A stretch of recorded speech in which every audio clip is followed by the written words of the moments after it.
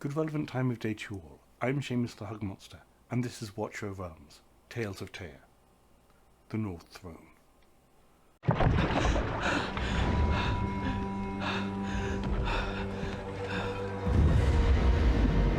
We were created to suffer. When we face the final days, The wretched gods have lied to us. falling skies tide away. We fight. We beg. We pray. Keep striving on, keep rising up. But for no longer.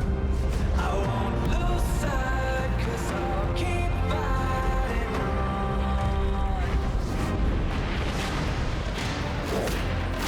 You will rip the gods from their thrones. Raging fire, I'll be rising up. You will make them fight, beg, and pray.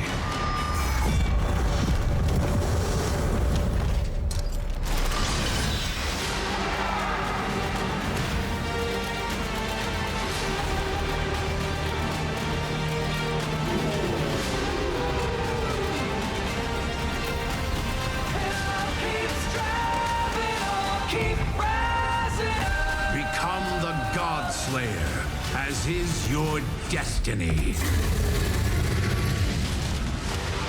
And save us all.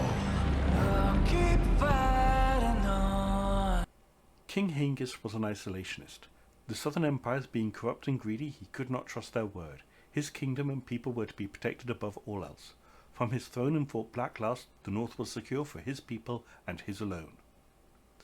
His eldest child and heir, Prince Hars, learnt the principles of northern leadership from a young age, many of the lessons he did not agree with.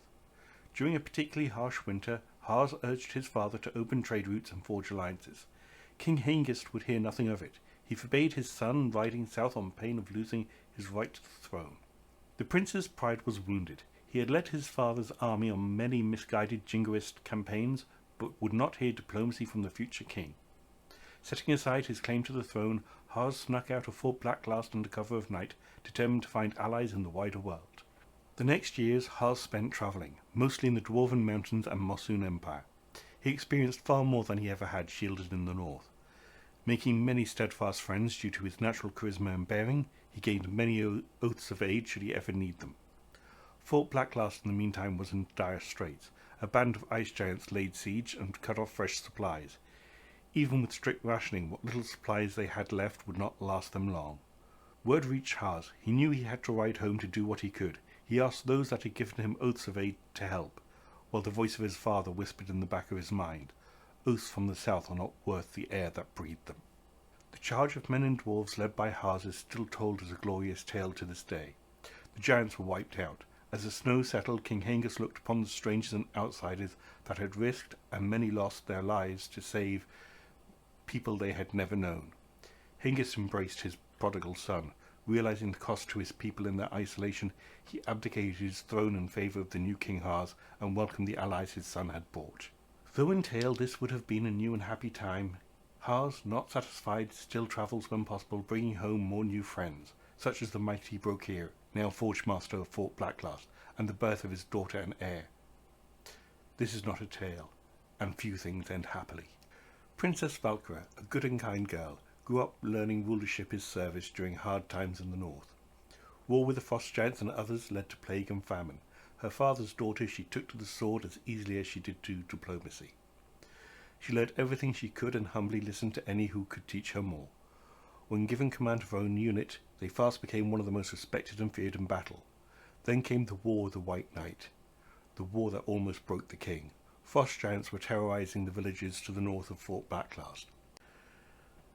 There was only one route south to the safety of the fort, a single rope bridge over a chasm. Valkyr was left to defend the bridge alone as her unit escorted the fleeing villagers to safety on the other side.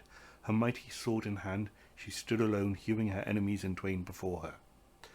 When she saw the last of the villagers reach the far side, she ran over the bridge herself. Knowing she was not fast enough to reach the other side before the giants would catch her, she enacted her final plan. She severed the ropes, breaking the bridge and plunging her and the pursuing frost giants to their deaths. At the moment of Valkyrie's death, elsewhere a Valkyrie had also fallen selflessly in battle. There was a fusion of two pure souls and a beacon of light so powerful its illuminations banished the darkness and guided Ajax and his new ally, the Black Dragon, to Fort Blacklast, breaking the frost giants and forcing them to flee. A new demigod arose, swearing to protect the world from the coming darkness, defying the laws of the gods. Valkyrie built an impregnable barrier preventing further invasion from the frost giants. The gods, displeased with the new demigods meddling in the affairs of mortals, forbade her from ever entering their realm. That Valkyrie cares is another matter. She soars over Tyr with the light glinting off her armour and her sword ever ready to protect the peoples of Tyr and push back the growing darkness. But she is not her father's daughter anymore. She is someone new. His daughter died in a chasm, and though her body may protect far more than the North now, the little girl he raised into a fury is gone. Harz's heart broke. To the south in the Mosun Empire there is a nunnery in which sits a devout soloist nun. Sometimes she catches the other nuns looking at her physique, which seems far sturdier than that of a nun living a sheltered life. Isolde was never what you would call proper, even before she had been sent to the nunnery. Her father had been a stern and uncompromising man. While he had trained her well in servitude to others, she had wanted to learn the blade. He insisted it was not a woman's place on the battlefield. Since she was born to his mistress and not his wife, ultimately he sent her away so there would be no confusion as to the line of the throne. Hengist was a man of many flaws, but he was not a fool. At the nunnery her vows would make her renounce all links to nobility. Isolde, however, would not sit quietly in the nunnery all her days. One of the other nuns was a former pirate, who had entered the nunnery for sanctuary. She trained Isolde night after night in swordsmanship, a secret that would have scandalized the other nuns. Still, Isolde would keep her ears open for any news from home. A little gossip from travelling merchants would remind her how much she loved the snow, something so rare here. Then word reached her. In a terrible battle, all her family but her brother, now king, was dead. 14 generations of the throne of Blacklass would end, and a niece, whom she would never meet, gone in one terrible night. Isolde, in great shame, broke her vows as a nun and returned north, ready to take up her blade for her family. Many in Fort Blacklass did not welcome the disgraced nun home. King Harz, on the other hand, was grateful to see his half-sister return. He named her his heir. To any who pointed out her vows, he mused. Which was more important, her vows or the command of her king? Her skill with the sword is growing daily, and her willingness to put herself on the front lines of a battle to protect others has begun to win over some of the North's people. We're going to take a break from the story to talk about a couple of the other people from the North who, while important, aren't particularly important to the story of Fort Blacklast. Elder, who is a general in King Harz's army, well, his background is a bit odd. Either Elder is senile, or there was a continuity blip, because it says Elder is quite upset with Harz's isolationist tendencies. Harz isn't the isolationist, Hengist is. So either Elder can't tell the difference between Harz or Hengist, or somebody made a boo-boo. Crodor is an ogre who's also part of Fort Blacklast. He pretty much walked in the door and said, "I'm here, I'm on your side," and nobody was willing to argue with him. Gwendolyn is interesting, and when I do the shorter episodes around individuals, I think she's going to be one of the ones I'm going to be most interested in doing, in that she's a wandering judge. Everybody listens to her. She'll give advice to anyone who asks for it, and if you don't ask for it, and she gives it to you, you should pay attention to it. And while Harz has invited her into Fort Blacklast, and she does have a set of quarters there, she has always said, "Yeah, but I am not yours." So she makes for an interesting character. Brokir, as mentioned, is now the Forge Master of Fort Blacklast. He's going to get a bit of a story of his own. Dagna's interesting, because Dagna, in her background, has absolutely nothing to do with the North. She is to do with well, the Dwarven Mountains, and particularly the rediscovery of Machinopolis. Sorry. Yeah. Even though that has given her good standing with the dwarves, I'm reckoning she's probably an ambassador to Haas and the North. Harpoon has a small bit of story about Haas saving his life and him swearing fealty, which is awesome. And then two interesting pieces here of people who are not part of Fort Backlast, but are in the north, Estrid and Voroth. They're just part of the Ice Tribes. Their people may or may not interact with Fort Backlast, as it's, the biggest place up north that we've heard of so far, so there's that. But then there's the interesting, who should be here but isn't? Well, if you read Ai's background, she's entirely a northerner. She's in Fort Backlast, she's one of their major mages, but for some reason she's, I'm trying to remember, is she esoterist or cult? 1 second, I've got it in front of me. She's an esotericist. She definitely deserves to have dual faction with the North. Lucas, okay, he's not actually in on Fort Backlast. He's entirely in the North as well. It's just he's on the opposing side and is a servant to some frost giants. And finally, forthcoming, Boreas, the ice elemental from the North, who wanders down. But we'll be talking about him when we finally get to the episode about the White Tower, where he is currently.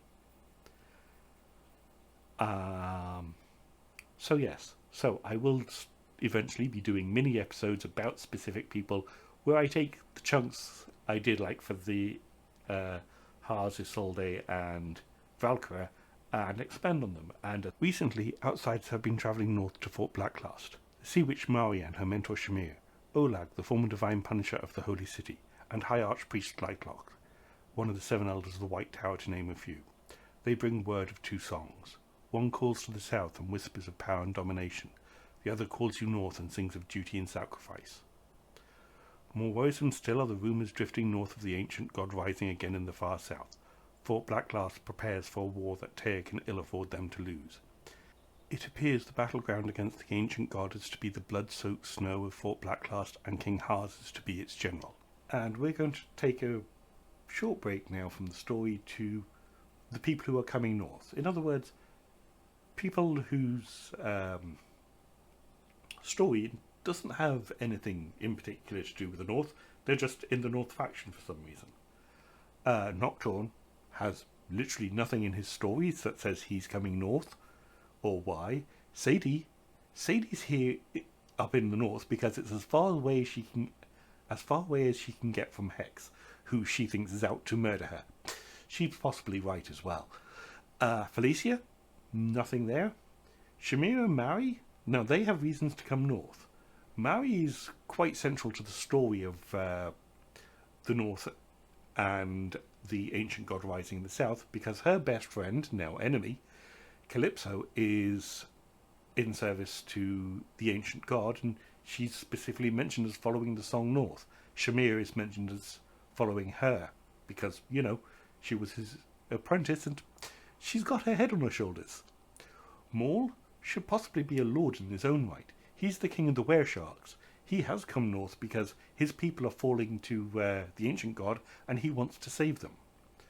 Vortex has come north for one reason and one reason only. It's cold up here, and that helps still the terrible emotions that are welling up in him because, well, there was an accident with a mage. It wasn't a good outcome for either of them. Bruno is a dwarf, again, not mentioned anything about him moving north. He has an interesting background, though. Lightlock is one of the 7 elders of the White Tower. Yeah, there's a good reason for him coming north, but that's just the same as everybody else. Olag, nothing in his background says he's going north. He's supposed to be down far south, taking on the immortal city in Hatsut. Midan, oh yes. She is a literal god. No, not a demigod. Not a, she's godlike. No, she's a god. She's a god of healing and possibly a little bit of hope. And her coming north, that's understandable. Evelyn? Evelyn is supposed to be in the far south on the Centaur prairies, fighting against those who are imprisoning her people. What she's doing up north, I don't know. And it's also stated that she hates men. Not humans, men, specifically, the gender. She really doesn't like them. So how she's taking orders from Haas, I don't know. Unless, of course, she's just taking orders from Isolde. And Ardea, I don't know much about. I've read her background a couple of times, and it's all Orky. And the Orcs don't go north. So why she's there, again, I'm not sure. And she doesn't strike me as the service and sacrifice sort of person. She's the, yeah, let's just kill him. But, you know, back to the story. A decade ago, to the south, a great war was fought against a rising darkness. Leading the forces of light was the Watchguard. Just as it was nearing victory, the Watchguard suffered a shocking loss. Its commander was slain in battle. Taking advantage, the enemy broke the Watchguard's line, forcing them to flee, and a tide of darkness has been spreading ever since. Many thought the Watchguard hunted to a man. Now word spreads. The commander is alive and rebuilding the Watchguard. Haas has dispatched the Sea Witch Maui to recruit him to the North's aid. Maybe, just maybe, with the commander and the reborn Watchguard on side, the North might stand a chance of surviving the ancient god.